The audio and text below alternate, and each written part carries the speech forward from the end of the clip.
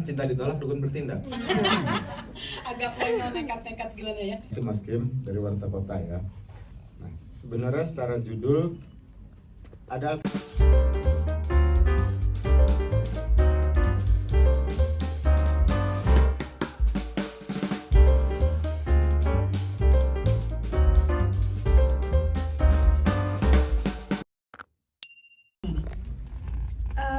Kalau buat aku sendiri, aku malah ngerasa aku ada di dalam situasi itu gitu. Jadi bukannya kesulitan, tapi malah sangat membantu buat aku. Jadi kayak bener-bener aku ngerasa aku nggak acting, tapi aku emang bener-bener masukin itu ke dalam diri aku dan situasinya sama gitu. Iya, aslinya kamu pernah naik bus malam gitu? Belum pernah. Iya. Itu pertama kali. Jadi Kamu seru. menjiwai banget sih ya, karena temennya sebelah enak sih ya. Iya. Ngobrol ya. Dimas aslinya zaman dulu naik bis malam sering? Aku Nah, aku kebetulan dulu proyek pertama kan sama Pak Sukdev ada Upinang Kau dengan bis malam. Lucu Upinang Kau dengan bis malam. bisa. Anak saya belum saya jambak hari ini. Bercanda Pak. sabar mama. Malam ya. Oke, Ses.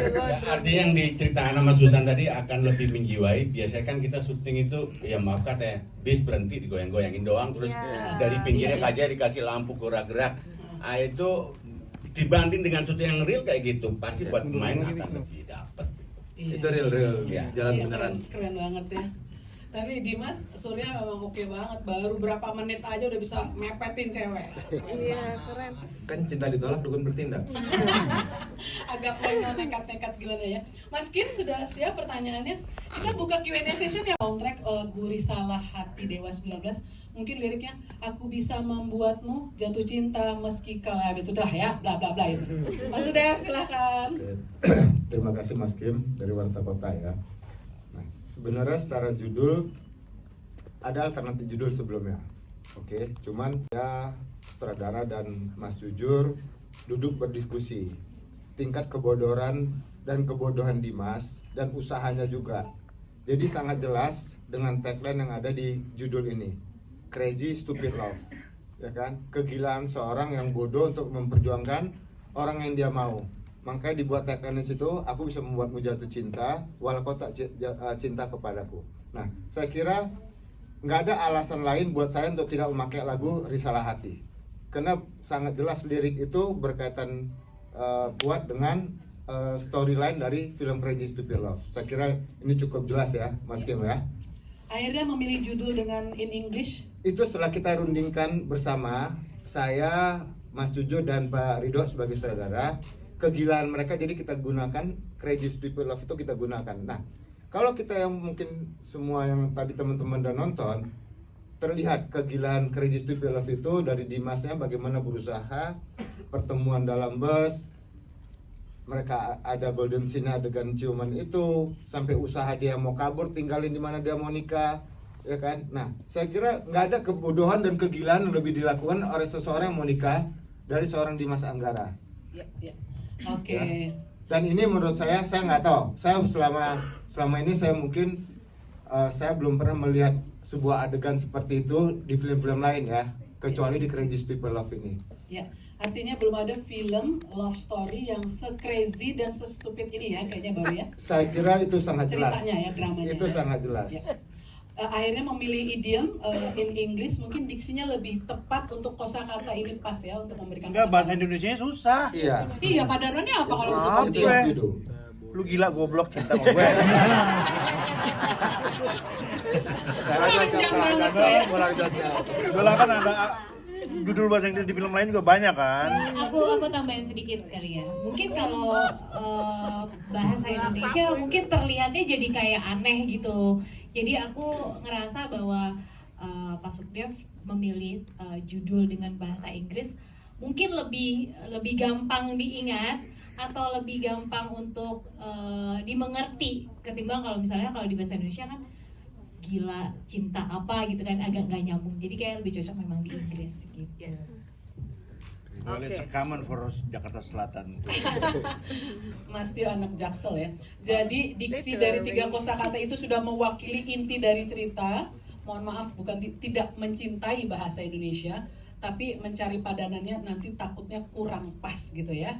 Ya begitu ya. Ya sekedar bocorannya sebenarnya ketika sempat terpikir judulnya Cinta Pada Pandangan Pertama awalnya. Oke. Yang dalam bus jatuh cinta, tapi kok kita merasa Nggak ada crazy-nya. nggak ada gila-gilanya gitu. Oke. Iya kan? Tapi Nggak ada stupid-stupidnya. dan setelah Dan agak akhirnya dangdut sih. ada benar. Oke.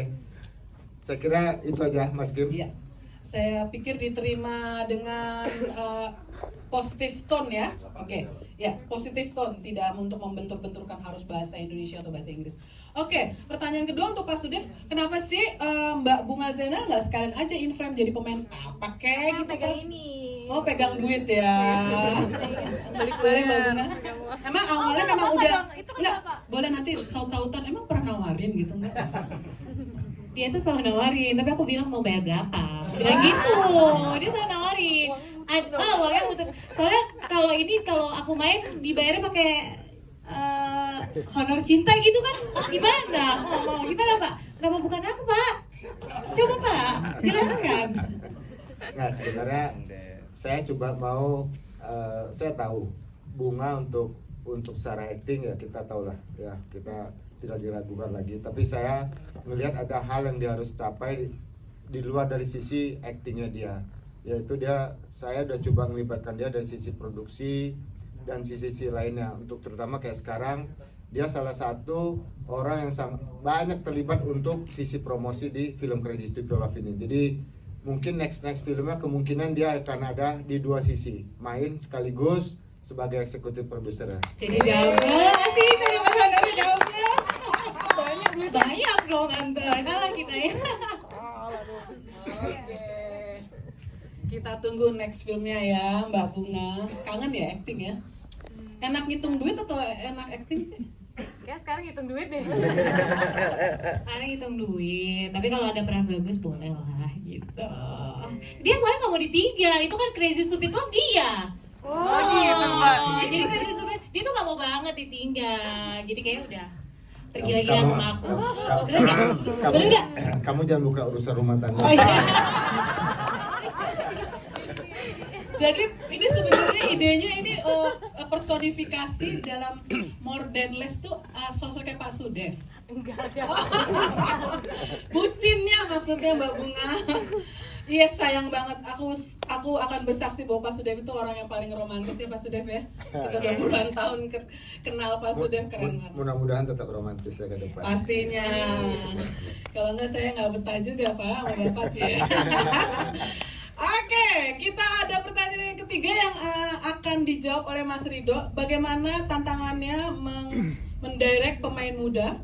Katanya diwakili oleh Dimas. Dimas masuk pemain muda, agak tengah-tengah lah ya. Remaja. Mas Dan Kim, juga tolong dicatat umur saya 38. Saya kacak 2 tahun lah. dan pemain senior yang aktor dan aktris kawakan seperti Om Tio dan juga Mamira. Silakan Mas Rido. Ya, makasih Mas Kin. Sebenarnya nyaris gak ada beda sih ya, mau pemain senior mau pemain muda, karena masing-masing kuat sih udah. Kalau pemain senior lebih ke intensitasnya harus dijaga. Kadang-kadang mereka agak tinggi, saya mesti turunin. Pernah Mama Ira waktu narik dari luar itu waktu adegan manten tuh ketinggian Mama Ira kita turunin. Waktu Itu panggilan jiwa. ya waktu Om Tio marahin Dimas, Ya kan?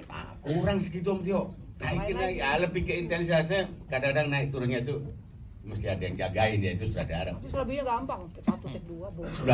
99% oke, Keren, 1% aja yang intensitas tadi itu. Kalau pemain muda bukan intensitas, lebih ke kontinuitas gitu karakternya, moodnya kan. Misalnya kayak Susan, overall itu tak direct jutek gitu. Kadang dia lupa sama jutek itu, dia waktu dilamar sama Ibnu Jamil itu mukanya seneng. Enggak, lu enggak seneng di situ waktu dilamar. Yang ada kaget. Yang ada kaget gitu. Kaget kok dilamar ya kan, ada debat kita kayak gitu. Enggak kayak gitu. Kontinuitasnya itu setelah diedit baru ketahuan tuh. Rata lah sih. Terutama Susan ya, mesti naik turun moodnya itu mesti dijagain. Kadang dia karena memang aslinya orangnya ramah, supel, Iya. murah Ceria. senyum, jadi actingnya itu padahal enggak, lu di sini tuh Ada ada betanya. kayak perasaan apalah, ketakutan yang nggak bisa dirasakan. Ketemu semua orang itu curiga aja bawaannya, jutek aja bawaannya. Ntar waktu jatuh cinta ya di ending jatuh cinta yang lu Iya, bisa iya. lepas tuh semua jatuh cinta lu. Tapi di awal lu overall kan jutek, dibikin jutek. Kadang-kadang dia lupa. Kontinuitas kalau pemain muda, kalau pemain senior tuh intensitas. Kadang ketebelan Iya, iya. atau ya kira-kira gitu. Nyaris gak ada bedanya Mas sebenarnya. Rido detail banget ya, oke sampai ekspresinya. Dan Susan itu memang mungkin dalam hati pengen banget dilamar gitu lah ya, oleh someone gitu ya.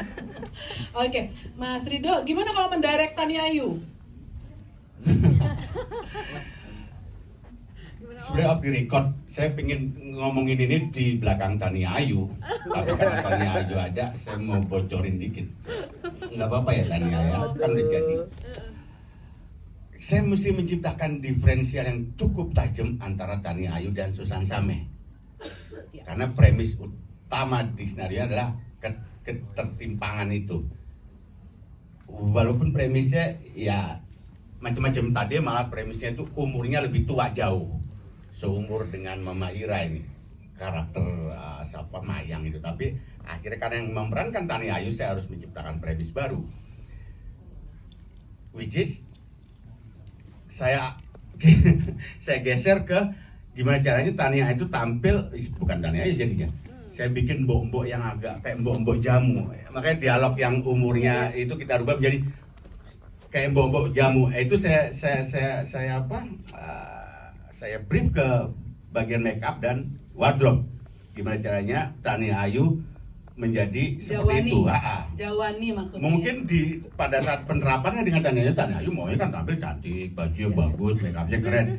Itu make up ngadu balik, Mas Do nggak mau di make up gini, dia maunya oh udah pokoknya make upnya kayak mbok-mbok kayak gitu. Baru sekarang kita bocorin ya. Itu bocorannya. Tapi nggak apa-apa ya Tani, akhirnya lihat aktingnya Tapi, hasilnya memuaskan. Ya actingnya jadi kebawa kan, itu jadi ngebodor atau apa, gimmicknya dapet lah itu. Artinya saya harus menciptakan diferensial yang jauh kan antara Susan. Ya, ya. Susan di sini harus anggun. Tania kontra anggun. Ya, Nggak ya. boleh anggun di film. Kalau anggun harus diferensialnya harus saya dapetin. Jadi baru sekarang kita bocorin, maaf ya Tania ya. Jadi make upnya dibikin bombo, bajunya pun juga all style, nggak yang kekinian untuk menciptakan diferensial itu. Tapi dia bos di kantor. Iya, makanya itu jadi kayak curi-curi gitu, kerjasama dengan makeup dan wardrobe. Saya nggak berani direct langsung ke dia, ngorbanin makeup, lu bikin makeup gini, ya kan? Oke, dia nggak terima, ngadu menteri. Pokoknya gimana caranya? Saya Bagus nggak nih bisa buat langsung actor. direct ke Tanianya. Mas Rido sempat nggak berani sama Tania, keren. Boleh beri tepuk tangan semangat dong buat Tania. Ini bukan tantangan scene yang banyak buat Tania di film ini ya, dan benar-benar 180 derajat beda banget dengan keseharian dia yang model. Tapi selebgram. kali sebagai aktris harus mau jadi bombok, lu harus mau. Iya. Jadi bombok itu mau lah. Ya ada trik-trik khusus lah untuk dapetin dia jadi bombok. Iya, betul. Maksudnya perempuan Jawa nih banget untuk kontra dengan gaya Susan yang anak Jakarta. Oke, sudah terjawab. Lalu bagaimana tantangan ini pemain muda yang katanya asik sebenarnya chemistry-nya sehari-hari, tapi kalian harus mengontrol supaya dramanya dapat, nggak hanya so asik berjokes aja, tapi harus ada dramanya. Kayaknya Dimas atau Susan bisa menjawab pertanyaannya Mas Kim yang terakhir. Silakan. Astagfirullah, masih ada. Iya. Laki-laki dulu. Buru pulang ini teman-teman. Maaf. Oke, Mas Kim, terima kasih pertanyaannya. Memang betul kita banyak bercanda karena memang kebetulan saya di sini paling muda. Jadi saya mengikuti kakak-kakak saya juga kan, Kak Susan sama Kak Ciko, memang mereka chemistry-nya itu dapat banget untuk bercanda gitu. Jadi saya mengimbangi mereka. Nah tapi memang jujur begitu sampai di lokasi, kadang kita masih suka ke bawah tuh bercandanya. Nah pada saat itu pun langsung Mas Rido tanpa basa-basi dia langsung turun tuh ke set, kucluk, woi, lu jangan bercanda mulu, ini sini begini nih. Jadi benar-benar Om Rido itu bukan hanya duduk di monitor memantau, enggak, dia benar-benar turun langsung ke set, ngedirect kita sampai breakingannya tuh semua benar-benar dijagain gitu. Jadi itu yang buat saya pribadi itu adalah poin plus banget. Jadi bersyukurnya saya karena beliau benar-benar terjun langsung dan menjaga karakter kita jangan sampai melenceng akibat kita bercanda-bercanda itu. Nah, di balik itu juga setelah Om Rido keluar dari set, baru kita latihan yuk. Ada sisi kan, oke, ayo kita latihan, kita reading, kita coba lagi berulang-ulang sampai Om Rido udah menyatakan, oke, kayak gitu, gue mau kayak gitu. Ya udah, oke, berarti kayak gini. Nah, habis itu kita take, setelah take kita udah tahu kapasitasnya Om Rido inginnya segimana, baru kita bercanda lagi. Jadi tetap bercandanya ada. Tapi bercanda itu penting untuk menciptakan chemistry juga antara mereka. Iya. Saya nggak suka pemain yang begitu take kelar, begitu action kelar, Gimana? terus mojok sendiri-sendiri, main habis sendiri, saya nggak suka itu. Itu bondingnya nggak dapet. Justru saya suruh bercanda biar dapet bondingnya. Mira sama Om Tio gitu. Itu malah saya harus pisahkan. Begitu kan, Om Tio sana, Mama Ira sana, biar saya kumpulin. Mesti saya pisahin. Kalau enggak gelut, Keluar Om beneran. Tio langsung ke toilet tuh. kalau enggak gelut beneran kan. Tapi bonding antar mereka justru saya suruh. Habis kan harus ini, jangan yang masing-masing sibuk dengan HP itu. Iya. Kurang happy saya sama pemainnya kayak gitu. Emang Susan gimana rasanya? Aku sama yang tadi kayak Dimas omongin. Nggak boleh idem. Nggak, habis kamu licik semuanya diambil. Aduh. Semuanya udah diomongin, nggak dibagi-bagi. Jadi udah, nih bagian aku ya. Jadi kita tuh emang bercanda terus. Dari kemarin juga kita pas promo, mungkin kita cuma dikasih waktu promo 30 menit tapi jadinya 1 jam. Karena kita banyakin bercanda dan ngomong yang nggak penting sebenarnya gitu. Tapi kayak jokes cuman kita doang yang tahu, internal banget. Tapi ya Emang kalian ngapain berdua? bertiga. Nggak bertiga sama Ciko. Sama Ciko. Kita suka bertiga. Iya. Oh, oke. Kita suka bertiga. Oke. Boleh dong. Kalau Iya. berdua udah biasa. Bertiga kan Iya, jarang. iya. Garuk agak absurd ya. Iya. Aku masih kecil loh. Sama. Katanya Tania lagi.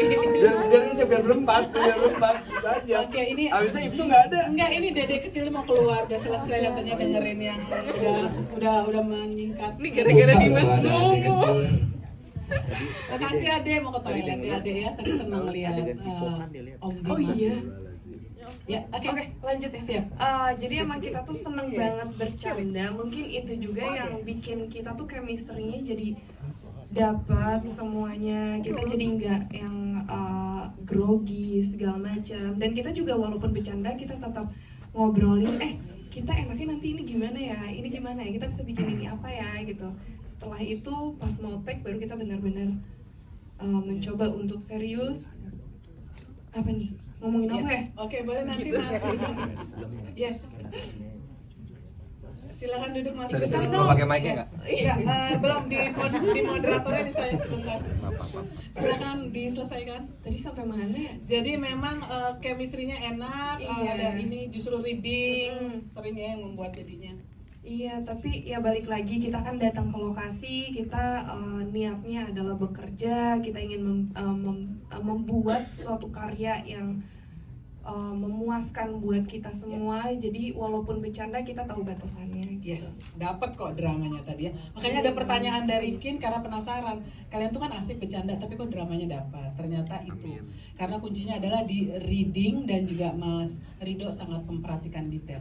Oke, mikrofon ada di Wayan, silakan di